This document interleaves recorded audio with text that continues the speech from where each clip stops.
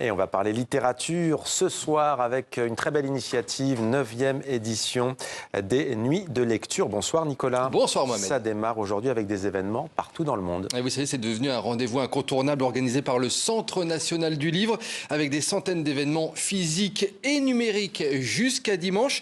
Alors ça se passe dans les bibliothèques, les librairies, les écoles ou encore les musées. On va revenir dessus dans un instant parce que je vous ai fait une petite sélection Mohamed.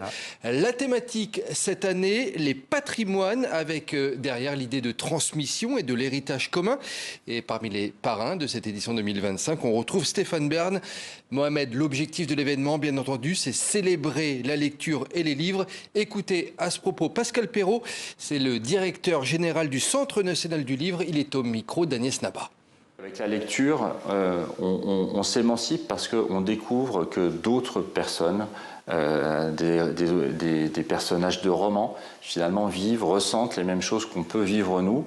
On vit une expérience, l'expérience d'un autre à travers la lecture, et ça permet aussi de s'émanciper et d'être plus fort par rapport aux événements de la vie que tout le monde rencontre. Ce qui est important, c'est de trouver en fait les lectures qui vont plaire, qui vont correspondre à son ressenti, qui vont permettre de découvrir d'autres univers, de voyager à travers ces lectures et de découvrir les autres et de se découvrir aussi soi-même.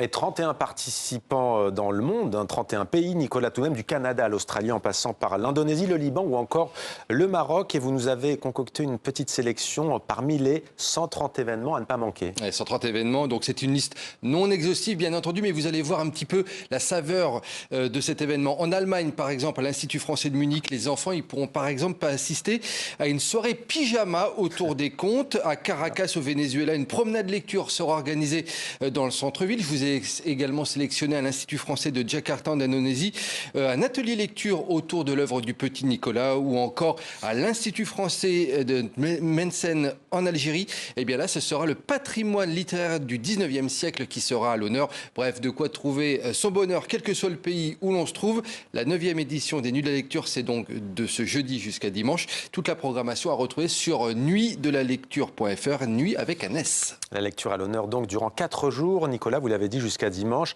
Hier a d'ailleurs été dévoilé le palmarès des ventes d'auteurs francophones en France en 2024. Et il y a des surprises. Il y a des surprises, effectivement, Mohamed. Classement établi par le Figaro littéraire.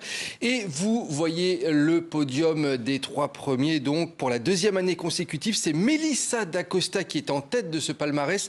Plus d'1 160 000 exemplaires vendus. Guillaume Musso, qu'on ne présente plus, est 2e. Il dépasse lui aussi le 1 million d'exemplaires vendus. 3e, c'est Morgane Moncomble. Morgane Moncomble, c'est la vedette de la New Romance, ce phénomène d'édition très prisé par les jeunes.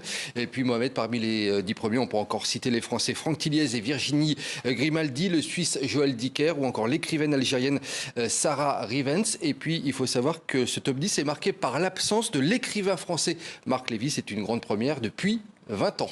Et voilà qui est dit, ça c'est une surprise aussi. Merci beaucoup Nicolas pour cette chronique. Les livres et la lecture à l'honneur aussi. Ça va vous intéresser Nicolas, à l'honneur dans la chronique de Linda Giguère qui s'apprête à nous rejoindre.